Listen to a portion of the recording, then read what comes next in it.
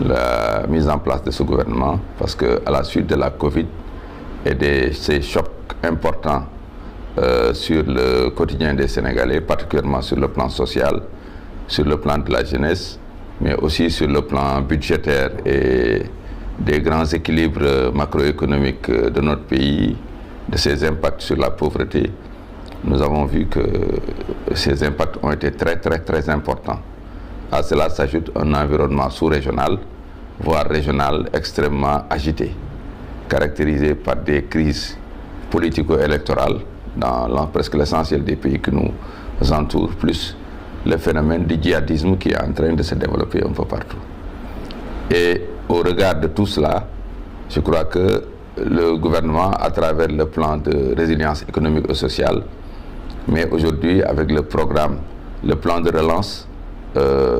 ajusté et accéléré, ou bien qu'on appelle le PAP 2 ajusté et accéléré, c'est un nouveau cap qui est pris par notre pays, aussi bien sur le plan économique. Maintenant, il fallait accompagner cela par un nouveau dispositif des hommes. Et à l'issue du dialogue national, donc, qui heureusement est arrivé un peu avant cette période, mais qui s'est continué, il y a eu des consensus qui ont été obtenus à partir du dialogue national. Et la conséquence logique pour M. le Président de la République, qui a été l'initiateur du dialogue national, était d'en tirer toutes les conséquences. Et je crois que les conséquences ont été la mise en place de ce gouvernement d'ouverture et de stabilité qui a vu, dont le fait marquant a été la venue au gouvernement du parti, voire de l'alliance qui a été l'alliance arrivée la plus significative de l'opposition,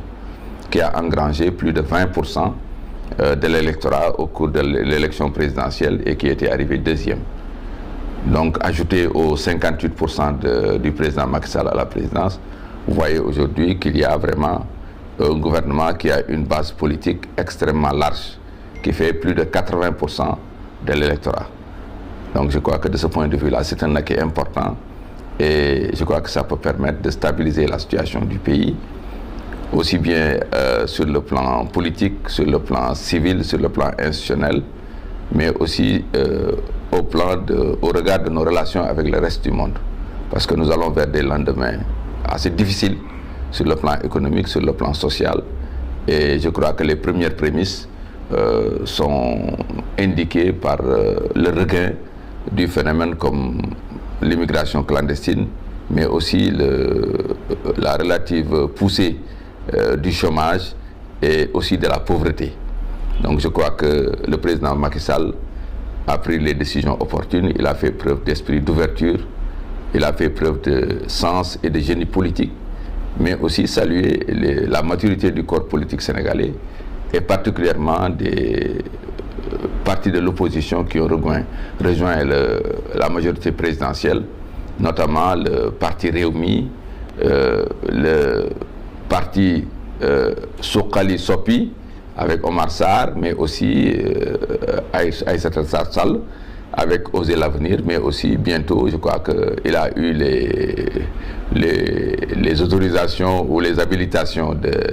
son parti et de sa coalition, Malick Gakou et peut-être d'autres qui vont suivre.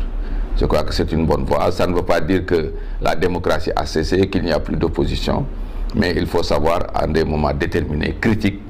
de l'avenir du pays, essayer de se mettre ensemble pour sauver l'essentiel.